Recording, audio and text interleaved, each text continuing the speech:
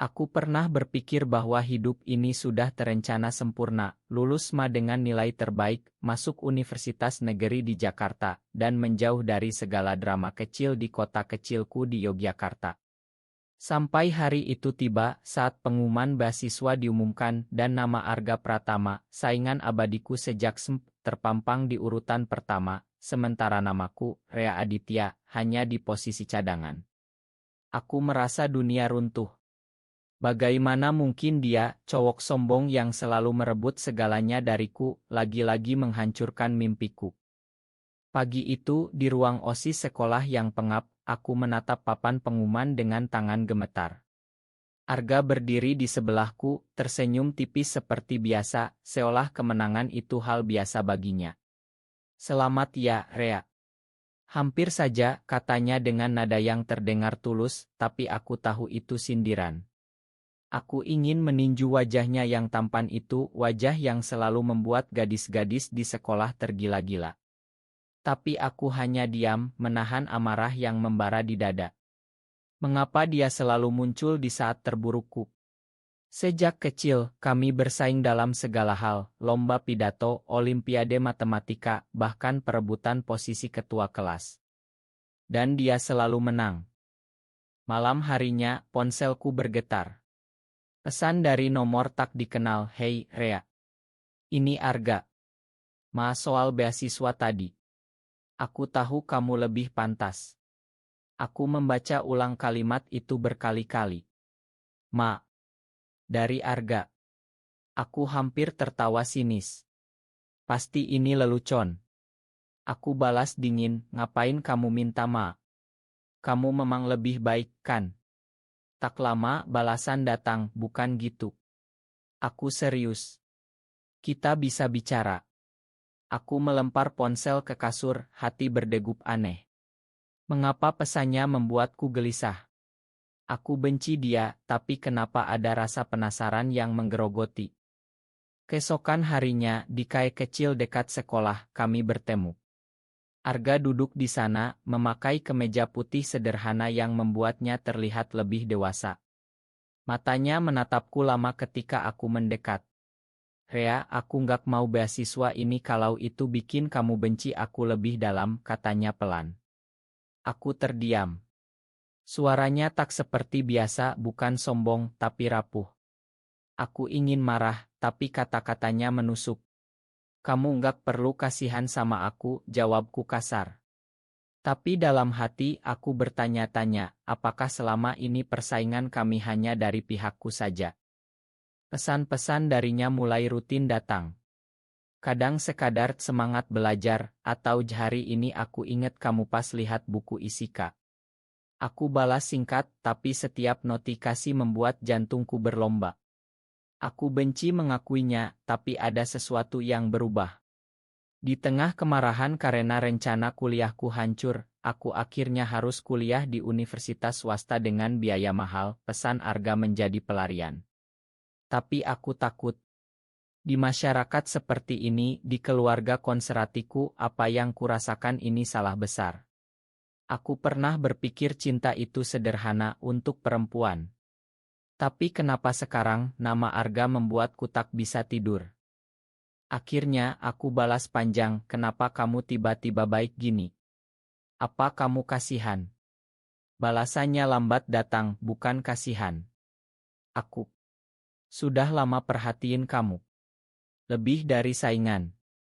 Aku membekuk. Apa maksudnya? Hati ini berdegup kencang, campur aduk antara takut dan harapan yang tak berani kuakui. Pesan itu membuatku tak tidur semalaman. Lebih dari saingan. Kata-kata Arga bergema di kepalaku, seperti bom waktu yang siap meledak. Aku ingin marah, ingin blokir nomornya, tapi tanganku tak mau.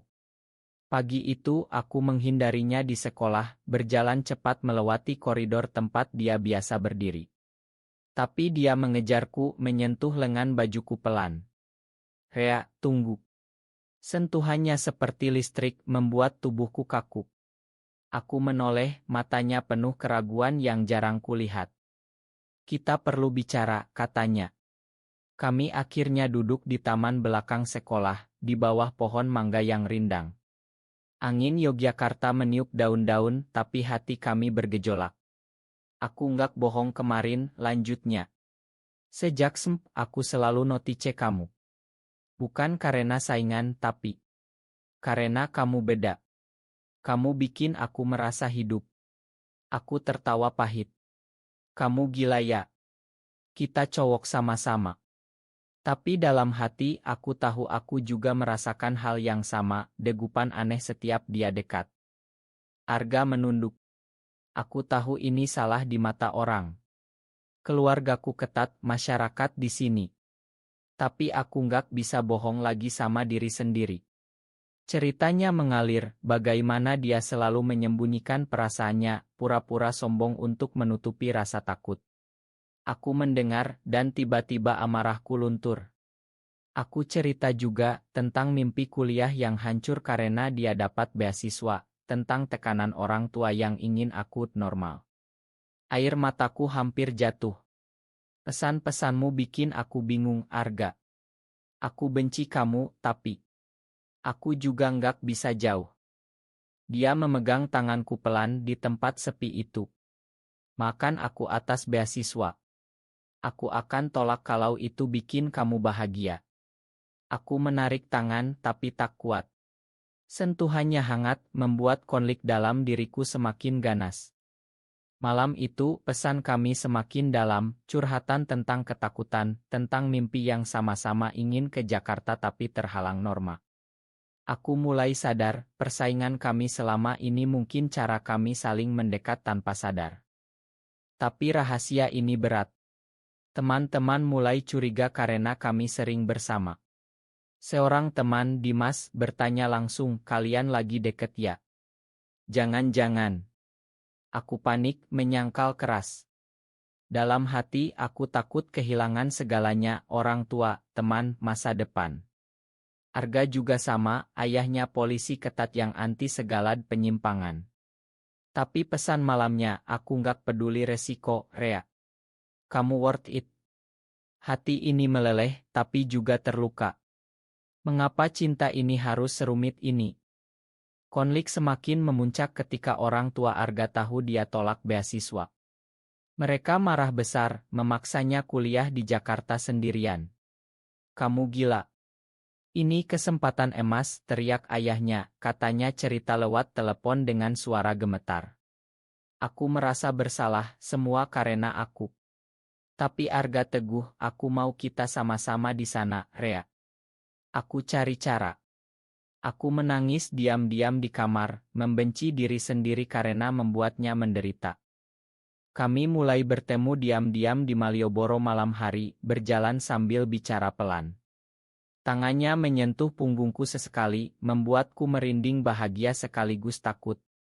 Aku cinta kamu, Rea, katanya suatu malam, di bawah lampu jalan yang redup. Aku balas pelukannya, pertama kali. Rasanya dunia hanya kami berdua. Tapi kenyataan pahit, aku harus kerja paruh waktu untuk biaya kuliah, sementara Arga berjuang meyakinkan keluarganya. Tiba-tiba, pengkhianatan datang dari tempat tak terduga.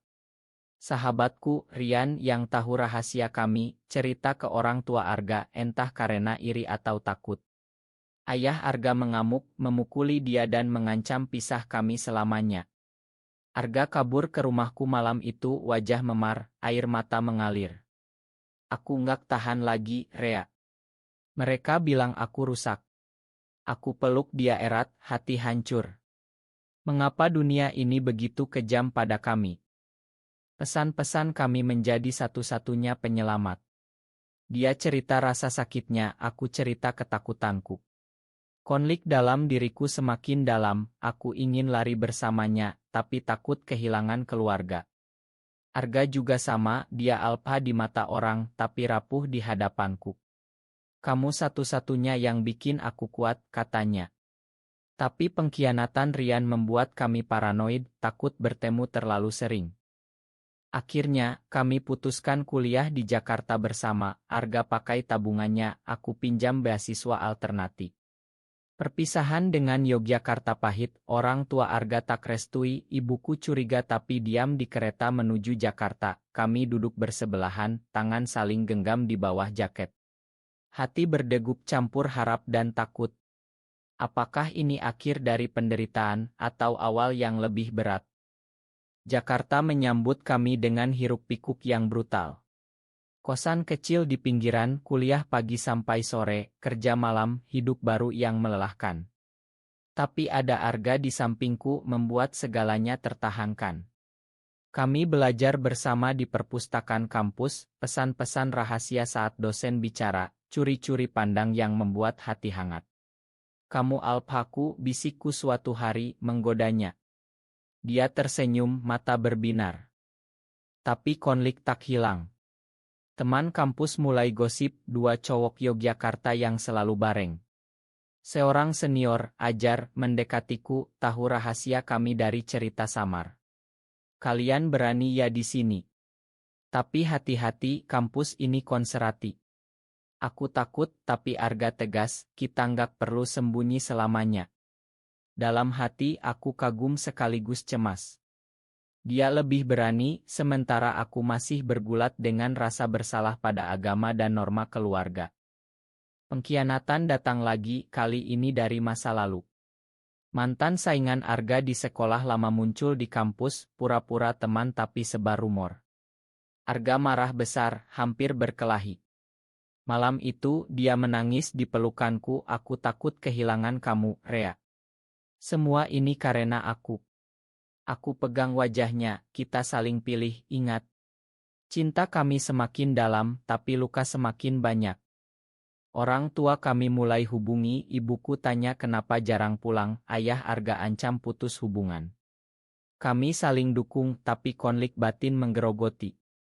Aku mimpi buruk tentang diusir keluarga, bangun berkeringat. Arga peluk aku, kita akan buktikan cinta ini benar. Tapi semakin lama aku ragu apakah kami kuat menghadapi dunia ini. Pesan-pesannya yang dulu mengganggu, kini menjadi penawar. Tapi hati ini semakin berat, penuh pertanyaan tanpa jawab. Tahun kedua kuliah, badai semakin ganas. Rumor menyebar luas, seorang dosen konserati panggil kami, beri peringatan jaga perilaku. Arga marah, tapi aku menangis diam-diam, aku nggak kuat lagi, Arga. Mungkin kita salah. Kata-kataku menusuknya dalam. Matanya merah, jangan bilang gitu. Kita sudah jauh ini. Tapi aku lari, sembunyi di kosan, tak balas pesannya berhari-hari. Dia datang, memohon di depan pintu. Rea, aku nggak bisa tanpa kamu. Kami bertengkar hebat pertama kali. Aku tuduh dia egois, dia tuduh aku penakut. Air mata kami bercampur. Tapi di akhir, kami pelukan saling Cinta ini terlalu dalam untuk dilepas. Pengkhianatan terbesar datang dari Rian lagi, dia kirim foto kami berpelukan ke grup alumni sekolah. Orang tua tahu. Telepon ibuku penuh tangis, kamu bikin malu keluarga. Ayah Arga datang ke Jakarta, paksa dia pulang. Malam itu, Arga menangis di pelukanku, aku harus pilih, keluarga atau kamu. Hati aku hancur. Pilih keluarga, kataku meski sakit. Tapi dia geleng, enggak. Kamu keluargaku sekarang. Kami kabur sementara ke Bandung, sembunyi di penginapan kecil. Di sana, kami bicara semalaman tentang mimpi, ketakutan, cinta yang tak tergantikan. Sentuhannya lembut, kata-katanya penuh janji. Tapi aku tahu ini tak abadi. Kembali ke Jakarta, kami lebih hati-hati. Tapi luka dalam semakin dalam. Aku depresi, nilai turun, harga kerja ekstra untuk biaya kami. Konflik batin mencapai puncak, aku ingin menyerah, tapi tatapannya membuatku bertahan. Kamu alasan aku hidup, katanya. Hati ini penuh badai, tapi juga penuh cinta yang semakin membara di tengah penderitaan. Akhirnya, setelah bertahun-tahun perjuangan, cahaya muncul. Kami lulus bersama, dapat kerja di perusahaan yang sama di Jakarta. Orang tua perlahan melunak, ibuku datang, peluk aku sambil menangis, yang penting kamu bahagia, nak. Ayah Arga, meski lambat, akhirnya terima setelah melihat kami saling dukung di saat sulit. Pengkhianatan masa lalu menjadi pelajaran, kami lebih kuat, lebih bijak. Kami pindah ke apartemen kecil, hidup sederhana tapi penuh makna. Pesan-pesan yang dulu mengganggu, kini menjadi kenangan manis. Kamu masih ingat pesan pertamaku? Tanya Arga sambil tersenyum. Aku peluk dia, itu awal dari segalanya. Di balkon malam Jakarta, kami tatap bintang, tangan saling genggam. Cinta kami bukan dongeng sempurna, penuh luka, pengkhianatan, konflik batin yang hampir menghancurkan. Tapi justru itu membuatnya nyata, manusiawi. Kami belajar bahwa cinta sejati bukan tentang mudah, tapi tentang memilih bertahan meski dunia menentang. Di tengah masyarakat yang masih keras, kami menjadi bukti, cinta tak mengenal batas, asal ada keberanian dan pengertian. Kini, ketika orang tanya rahasia kami, aku jawab, kami pernah saingan, pernah benci, tapi cinta mengubah segalanya. Arga tersenyum di sampingku. Hati ini yang dulu berdegup karena amarah, kini berdegup karena bahagia abadi. Terima kasih pada pesan-pesan itu yang mengganggu, tapi membawa kami ke sini.